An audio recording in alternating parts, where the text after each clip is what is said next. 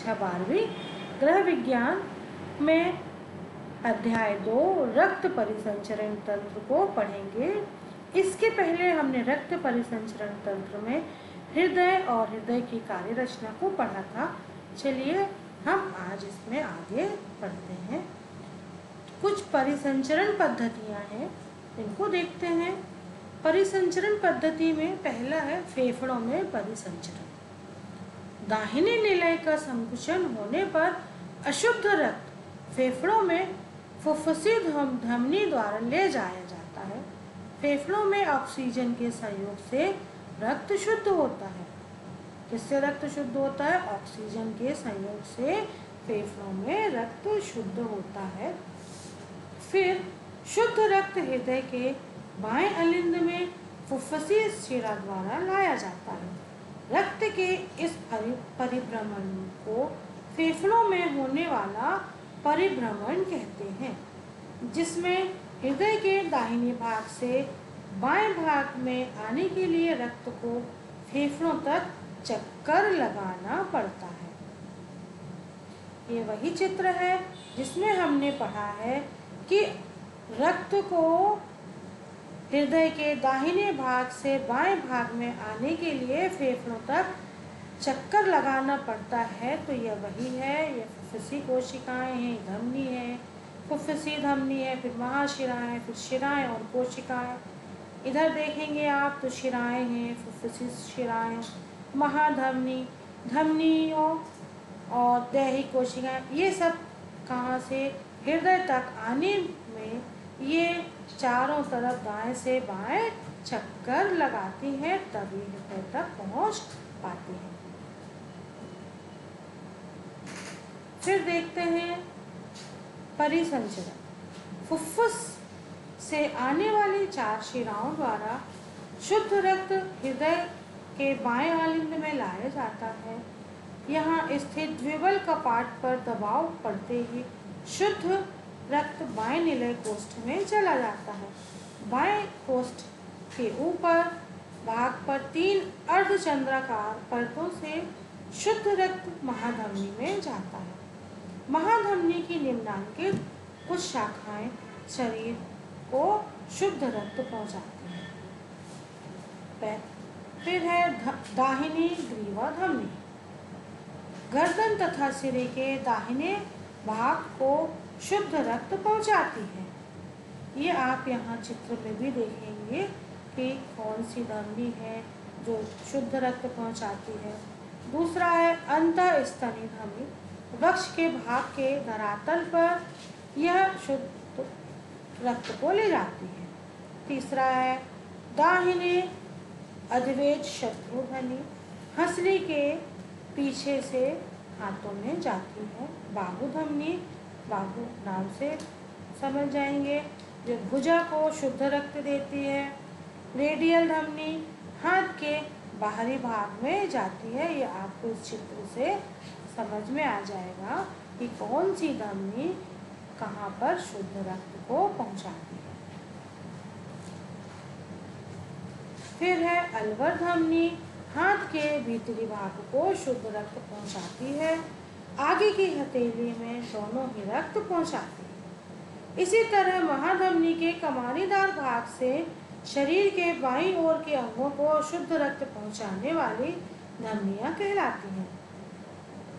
फिर पृष्ठ महाधमनी। यह वक्ष गुहा तथा उदर गुहा के अंगों को रक्त पहुँचाती है, जो निम्नलिखित है।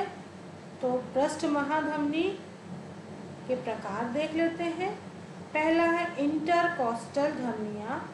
यह 5 से 7 जोड़ी हैं जो पसलियों को रक्त ले जाती हैं, जिनके द्वारा पसलियों तक रक्त पहुंचाया जाता है।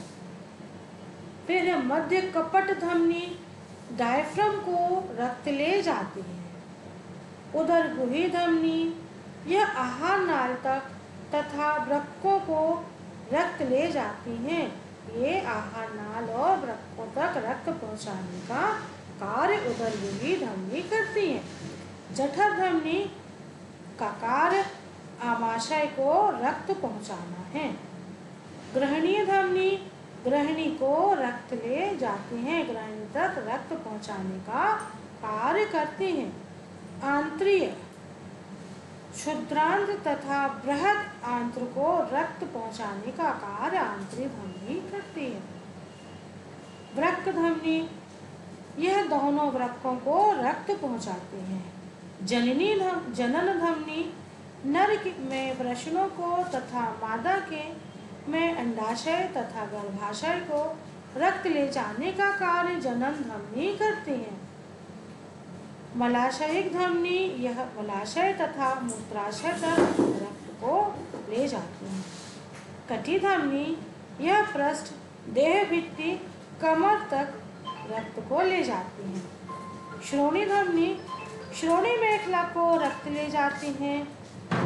फीमोरल धमनी, यह धमनी पैरों को रक्त तक ले जाने का कार्य करती हैं। यह धमनियों के द्वारा पैरों तक रक्त पहुंचाया जाता है।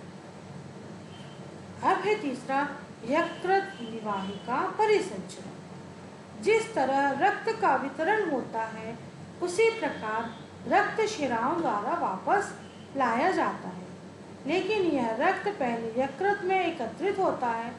जब उदर तथा वक्ष गुहा का रक्त पश्च महाशिरा द्वारा सिर और गर्दन का रक्त अग्र महाशिराओं द्वारा दाएं आलिंद में लाया जाता है, इस प्रकार सभी मिलकर निवाहिका परिसंचरण बनाता है। चौथा है हृदय परिसंचरण।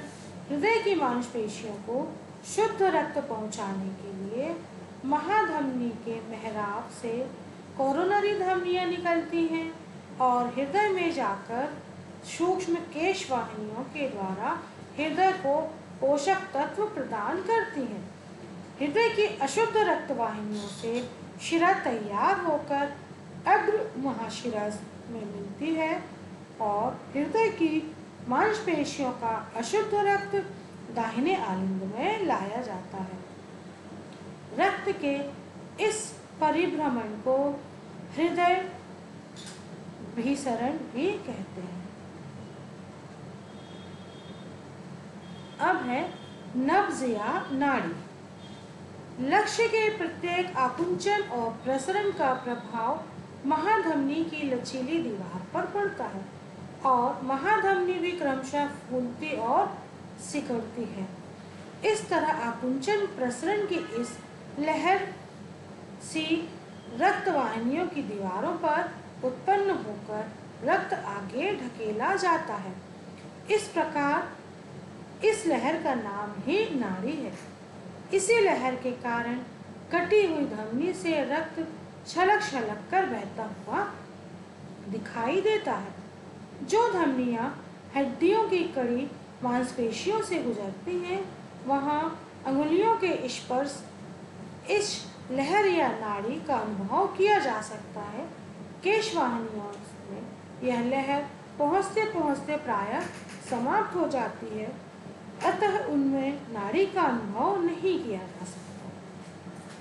शिराओं में भी नब्ज नहीं महसूस की जा सकती, क्योंकि एक तो आकुंचन लहर केशवाहिनियों में ही समाप्त हो जाता है, दूसरा यह कि शिराओं में रक्त प्रवाह अंगों में हृदय को जाता है, अतः हृदय की गति का उस रक्त प्रभाव पर कोई असर नहीं पड़ता। वह एक समान गति से ही हृदय की ओर बहता है।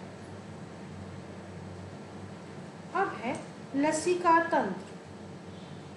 यह एक रंगहीन स्वच्छ द्रव्य पदार्थ है जिसमें लाल रक्तकण नहीं होते, बल्कि श्वेत रक्तकण पाए जाते हैं। इसलिए सफ़ेद दूधिया द्रव्य के समान ही दिखाई देता है। इसे लसिका कहते हैं। यह क्षारीय होता है, इसमें प्रोटीन की मात्रा कम होती है। लसिका का संगठन, इसमें पानी की मात्रा 70% है, प्रोटीन कम और वसा अधिक होता है। कैल्शियम और फास्फोरस लवण भी कम मात्रा में पाए जाते हैं। इसके स्पंदन होने पर थक्का सफ़ेद बनता है। शरीर में रक्त का परिवहन बंद नलिकाओं में होता है, जिससे शरीर के वह स्थान जहाँ रक्त कोशिकाएं नहीं पहुँच पाती, वहाँ आवश्यक पदार्थ लसिका के द्वारा ही पहुँचाए जाते हैं। अतः लसिका तंत्र कुछ कमियों को पूरा करने के लिए एक सहायक परिसंचरण तंत्र की तरह ही कार्य करता है। इसमें लसिका द्रव्य, लसिका वाहिनियां और लसिका अंग पाए जाते हैं। शरीर की कोशिकाओं में उपापचय मतलब मेटाबॉलिज्म, जो पाचन की क्रिया होती है, उसको उपापचय की क्रिया कहते हैं। तो शरीर की कोशिकाओं में उपापचय की क्रिया के कारण प्रत्येक समय कुछ वर्जित पदार्थ बनते रहते हैं। ये पदार्थ लिम्फ में घुल जाते हैं अथवा शरीर कोशिकाओं के द्वारा रक्त प्रवाह में पहुंच जाते हैं। लसिका वाहिनियों इस लसिका को पुनः रक्त में पहुंचा देती हैं। इस प्रकार लसिका परिसंचरण का चक्र निरंतर चलता रहता है।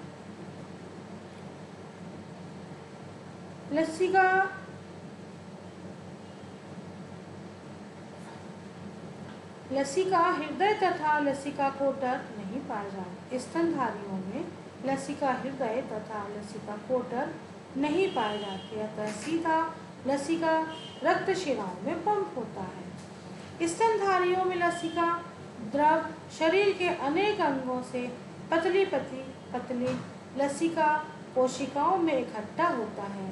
ये समस्त कोशिकाएं एक दूसरे से मिलकर लसिका वाहिनियां बनाती हैं। इन वाहिनियों के स्थान पर कुछ कपाट होते हैं, जो लसिका के विपरीत प्रभाव को रोकते हैं। इन वाहिनियों में थोड़ी थोड़ी दूर पर लसिका गांठें होती हैं, जिनमें लसिका कोशिकाओं का जाल तथा लिम्फोसाइट कोशिकाएं पाई जाती हैं। ये गांठें प्रायः सिर, गर्दन, बगल तथा बड़ी रक्तवाहिनियों के समीप पाई जाती हैं। टॉन्सिल्स भी इसी प्रकार की लसिका ग्रंथियों का एक उदाहरण है। स्तनधारियों के शरीर में दो बड़ी लसिका वाहिनियां पाई जाती हैं। पहला बाईं वक्ष लसिका वाहिनी, दूसरा दाहिनी वक्ष लसिका वाहिनी। पहला लक्ष्य वक्ष लसिका वाहिनी। यह वाहिनी उदर गुहा तथा वक्ष गुहा की पृष्ठ दीवार पर स्थित होती है।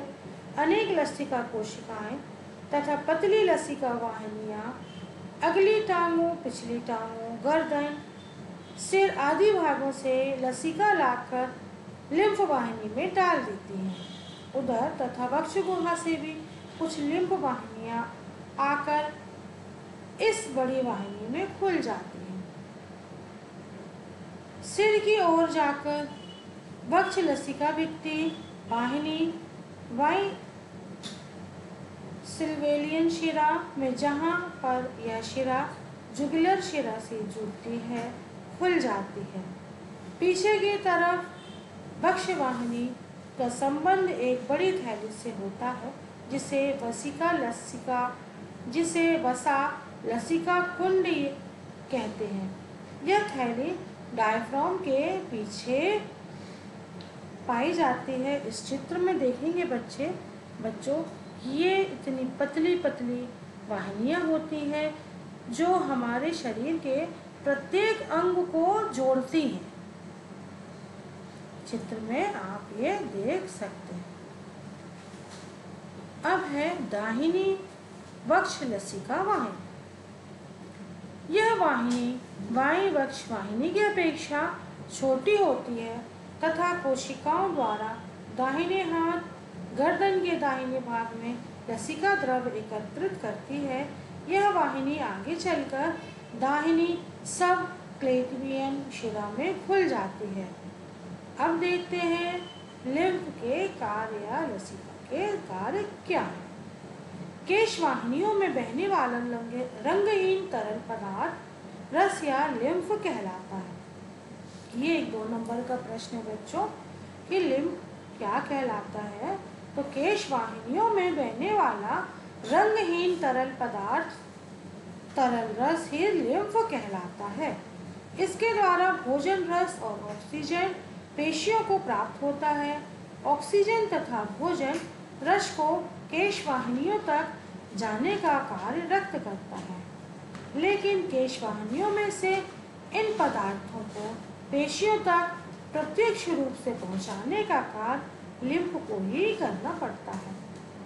उसी प्रकार पेशियों में उत्पन्न होने वाले निरुपयोगी तथा हानिकारक पदार्थ सबसे बड़े लिम्फ में मिलते हैं और वहां से लौटकर शिरा मार्ग द्वारा हृदय की तरफ ले जाए जाते हैं और दूसरी रसवाहिनियां स्वतंत्र मार्ग द्वारा रक्त में मिल जाती हैं। लसिका ही हृदय आवरणों के बीच, मस्तिष्क परतों के बीच तथा अस्थियों के बीच जोड़ों पर रिक्त स्थानों पर भरा होता है। इस प्रकार लिम्फ पेशियों को पोषक द्रव्य पहुंचाने में रक्त तथा पेशी के बीच मध्यस्थता का कार्य करता है। अब है हृदय धमनियां।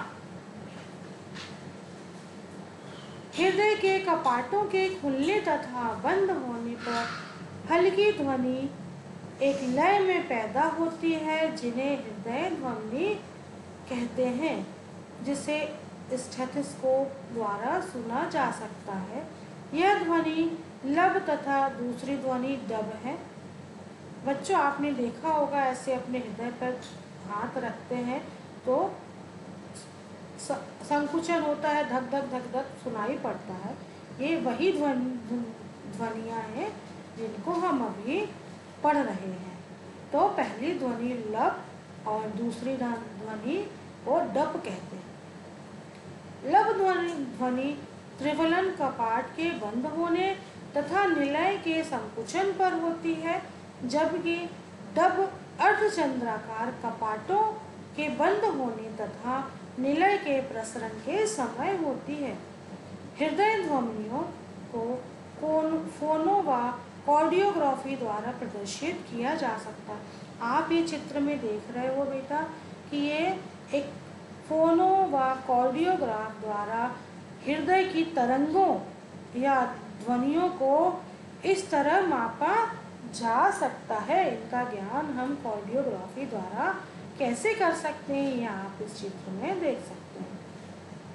फिर है इलेक्ट्रोकार्डियोग्रामी। मानव का हृदय किस प्रकार स्पंदन कर रहा है को यांत्रिक विधि से कंप्यूटर के पर्दों पर कागज पर रेखांकित किया जाता है। इसमें 1 मिलीवोल्ट का उपयोग होता है। यह वही चित्र है।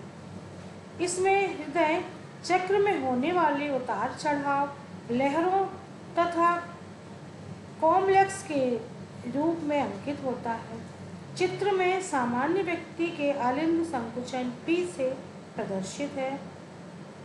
ORST कॉम्प्लेक्स निलय संकुचन को दिखाता है तथा T लहर निलय की सामान्य स्थिति में वापसी को दिखाता है। जब कोई थक्का निलय के अग्र भाग में बनता है तो ST बिंदु नीचे की ओर होता है।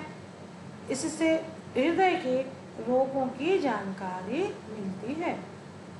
बच्चों, यह कुछ गृह कार्य हेतु प्रश्न हैं। मैं उम्मीद करती हूँ कि आप इन प्रश्नों के उत्तरों को अपनी कॉपियों में नोट करेंगे और इन सब को अच्छे से पढ़ेंगे।